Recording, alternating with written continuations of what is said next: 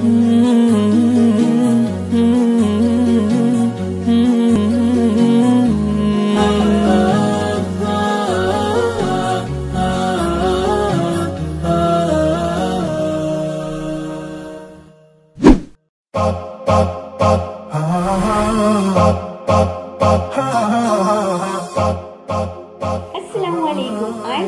Bhika and you with us in the lab, empowering, inspiring and informing our viewers.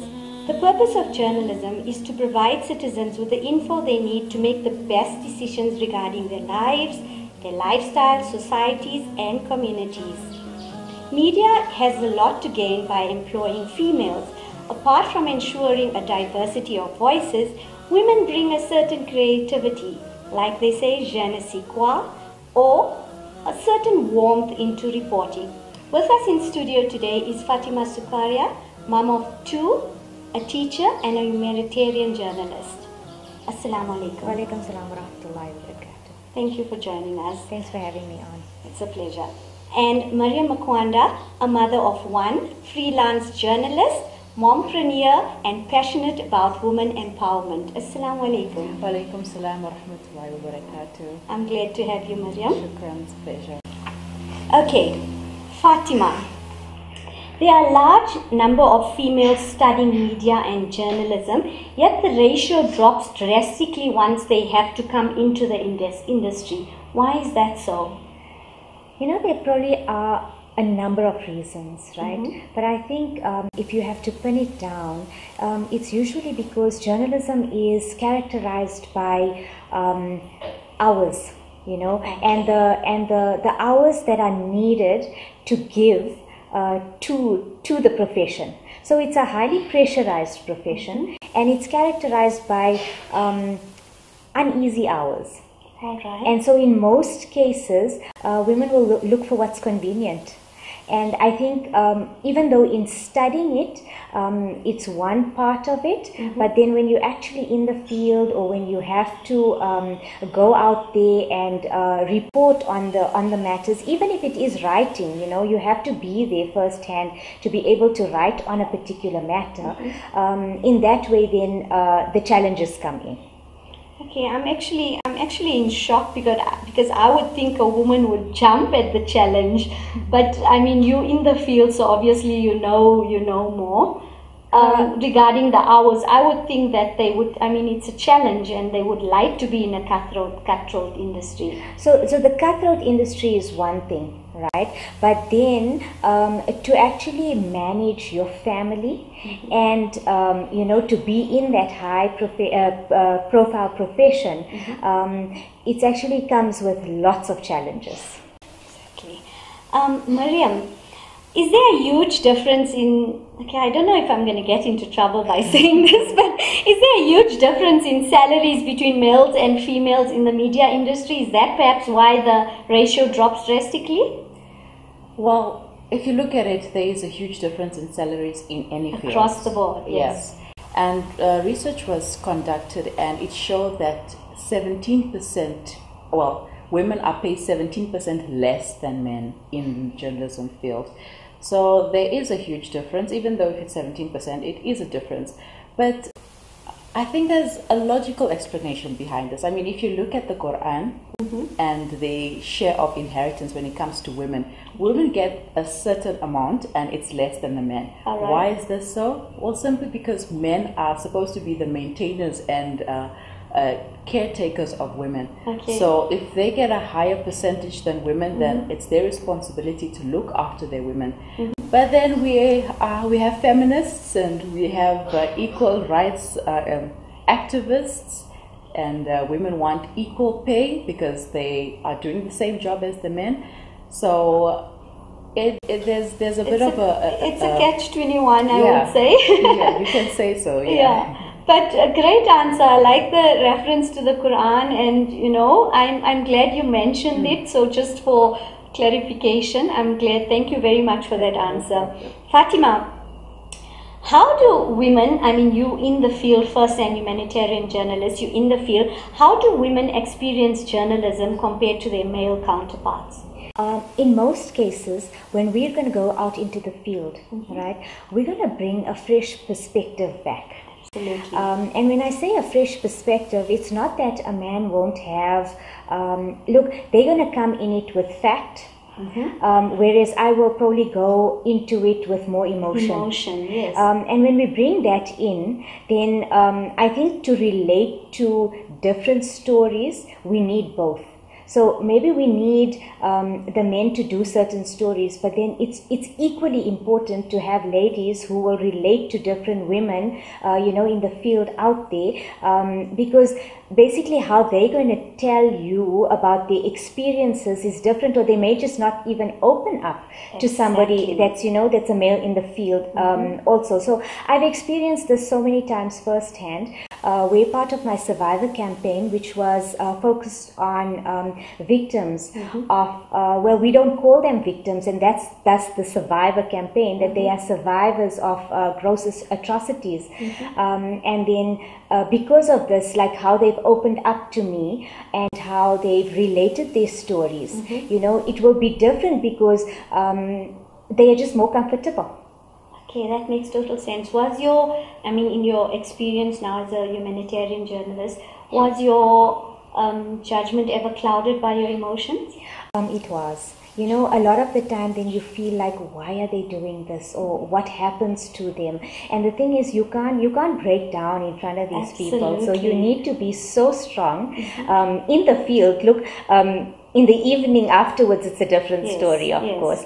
But while you are there and with those people, you have to take in everything they are saying. You have to internalize it. And then the message to them is not just that, we're here to report on what you're doing, but it's, as a humanitarian journalist, I want to do the full circle where I come back and do something for those people. Yes, and exactly giving us as citizens the correct information so we can make better decisions. No, of course. And in me coming back and like telling that story, that's going to make the difference. Yes, definitely. Flywell presents June School Holiday Special. Depart 15 June, 4 nights Medina, 4 nights Mecca, 5 nights Istanbul. Packages starting from as little as 23,000 rands per person sharing, inclusive of airfare, accommodation, Umrah visa for the first time Mutammirin and tours in Istanbul. Contact Flywell Travel on 08600 10 786 or visit our website www.flywell.co.za. Maryam, there are women clustering in soft news recently, such as lifestyle. For the viewers out there, soft news is lifestyle and arts. Why is that so? Do they give that to the men as well, or is it a choice for a woman to go and do soft news? It's a choice. All right. Anything you decide to do is your choice. Absolutely. And I think softer news like lifestyle and arts is simpler. It's not as cutthroat and not as challenging as the hardcore journalism, the investigative journalism. And these days, anyone who has a camera and can take pictures and can write can basically become a lifestyle journalist. There are lots of bloggers out there sharing with us their recipes, sharing with us places to visit.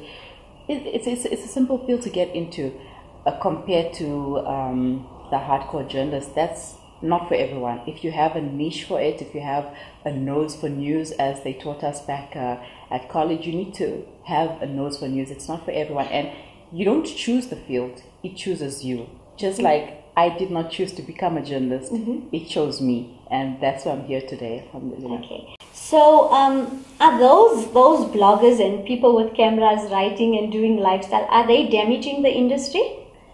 Or is there a place for everyone? There is a place for everyone, but they're partly contributing there because they write how they feel and how they view things, their perspective. And when we write, we have editors. We have sub-editors. We go through a process, whereas they don't really go through a process. And we are contributing a lot more than they are. And they basically don't have anyone to report to it. We have a job, and we have rules and regulations that we have to follow. And I can say that they are a little bit damaging our field because it's easier for them. You know, they have a camera and they see something interesting, they're going to just take a picture and write Yes, about it. yes. It's easier to do that. And anyone can basically do that, as Yes. long as you can write.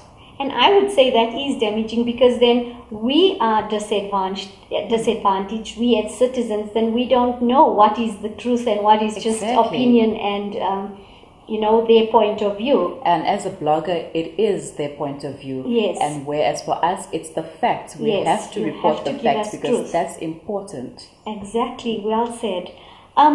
Fatima, why do we exclude? Okay, this is also a very controversial question, but why do we exclude older females from the world of journalism?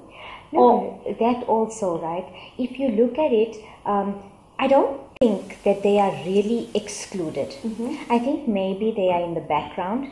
I think maybe they are not taking on the jobs that are like frontline. Okay. So, say for example, when we have looking at a news report and then we want somebody to be out there, generally it will be a younger person who's going to be onto the story and out there into the field first. All right. And then maybe if you had your time there and you feel now you're a little more established, you tend to maybe have this editing background now, or this editing that you'd want to do, because you're going to give maybe the younger generation that chance after that. And I think, so there are many women that are in the field that have started off where most journalists start off and in the field reporting, and then as you grow and mature, maybe you want to do something that's behind the scenes. Okay. So that's one way of looking at it. But then there's another whole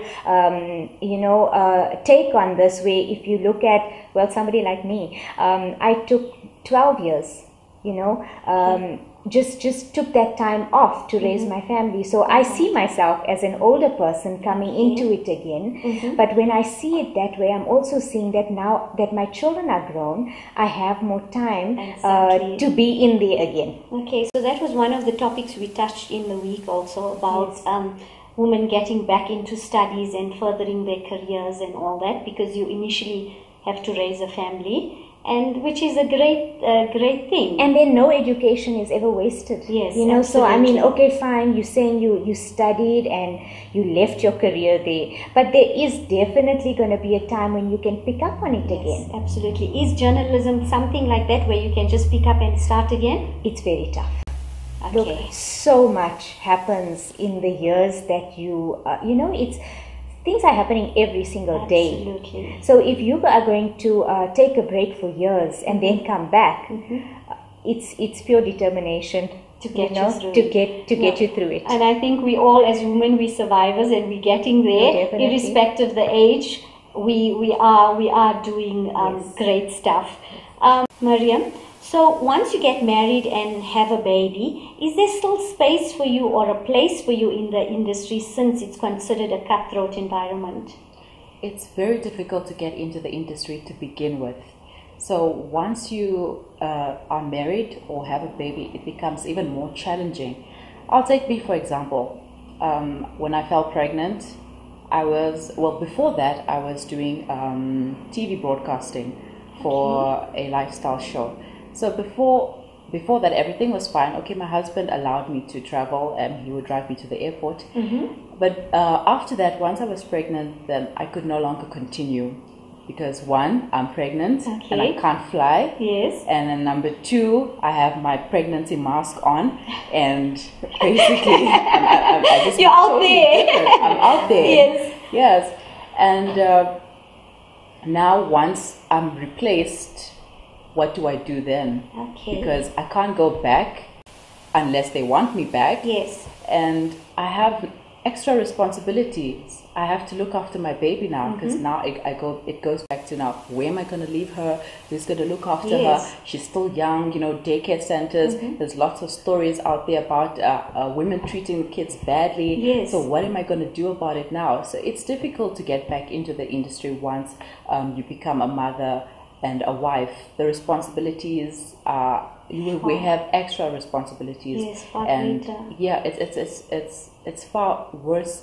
It's far more difficult than But the meme. compared to the other industries, females in the other industries, like if you were in an office job, obviously your pregnancy mask wouldn't matter to anybody, but you say in journalism it carries a lot of weight. It does carry a lot of weight, especially if you are reporting in front of a camera, you know. Yes.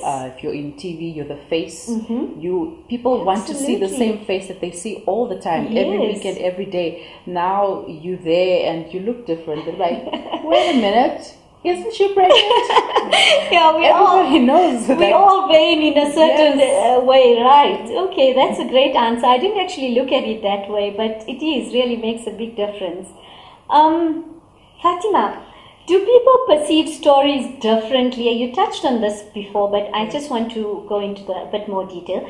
Do people perceive stories differently when told by a female journalist compared to a male journalist? Let's talk about it maybe as an example. Okay. All right. If there's a newsroom that's full of males, Right. and then the stories that come out will be only a male perspective. Yes. Now, if that happens, it will obviously be a very skewed version of reality, right? Because it's not going to give you a holistic viewpoint. Absolutely. It's not going to give you any fresh idea. It's not going to give you what the women bring to the table. Yes. And so if you have only that part and you look at it only from that part, then it will definitely not be what reality is. Exactly. But in saying that, we are created equal but different. Yes. So we have our different parts to bring to any story. Okay. And it's only if we have both sides that we're actually going to have people who can make an informed decision about reality. Definitely. That is such a pertinent point. I'm glad you brought it up. Jazakallah for that. So, you two are colleagues at a media house. What, let's start with Maryam. What is your greatest challenge? Or what do you feel is your greatest challenge since you've been there? Well, so far since being there, alhamdulillah, it's been going great. But my greatest challenge is having people to interview. You know, people like to keep to themselves and don't want to share their stories that much. So you have to go out there and pull the story out of them, which is one challenge. But a challenge in media itself for women, you know, we're living in an environment where we have gender abuse against females, sexual harassment. That's one of the biggest challenges, especially if they're working in a male-dominated environment. Okay. There's been a lot of complaints to the SA Human Rights Commission about sexual harassment in the workplace. Also, a big challenge is protection. You know, we have strikes taking place all the time, wars, if we have to report in war zone countries, for example. There, in journalism, there's no one there to protect you. When you go out there, it's you making the decision to go out there for yourself to tell a story to the people back home. So whatever happens, happens. It's like you sign an indemnity form to say that, okay, I'm giving myself to you, and I'm putting myself out there, so I'm going to take the responsibility for whatever's going to happen on the field. And also, the same goes for the men. So it's just a journalism thing, basically. Such a big risk. That is actually, I think that's a very important point. I mean, so as journalists in a media house, what are you all doing to counteract this? I mean, we are grateful for all the services you all provide. So how are you all going to counteract and make the people aware that you're putting yourself at risk? Because I doubt people really know that much. People don't really know that much, but when they watch the news, they can see for themselves. There's a lot of strikes, people throwing stones, rocks, left, right, and center, police shooting rubber bullets or real bullets left, right, and then people don't really know, like, what about the journalist, the person who's telling the story? They only expect you to bring the story to them. They don't care about what's happening to you out there.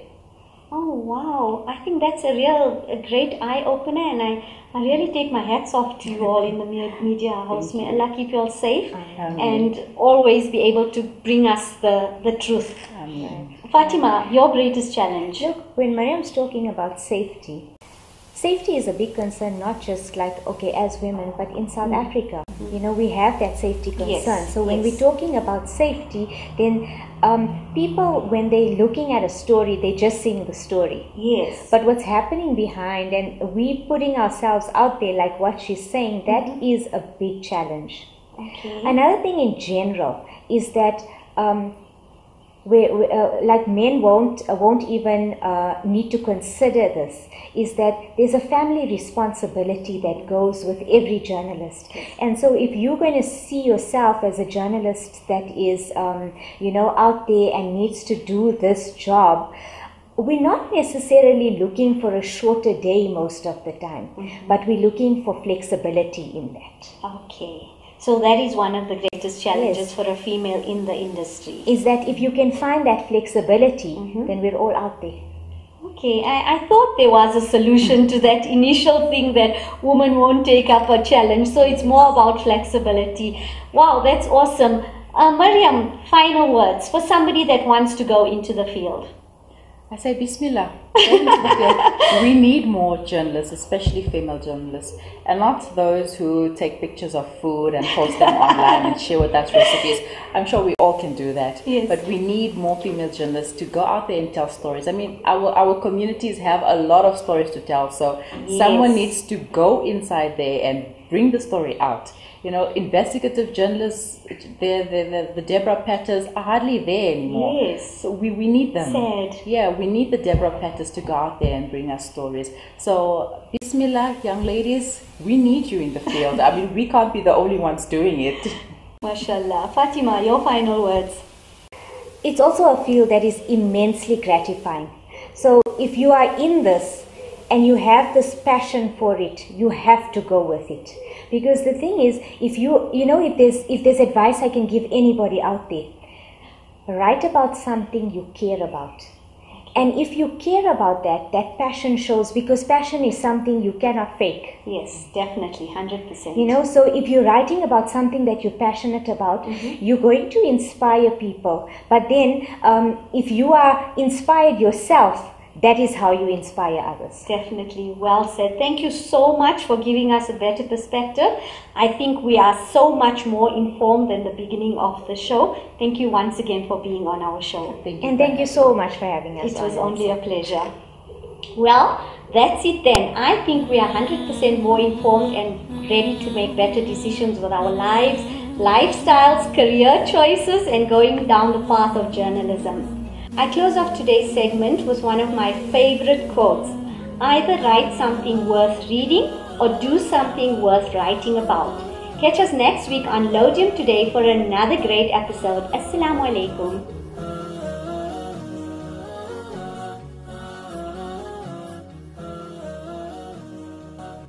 You can watch our episodes on YouTube and subscribe to our profile. Also stay in touch on Facebook, WhatsApp and Instagram, and we'll keep you up to speed with topics coming up next week. Don't miss an episode.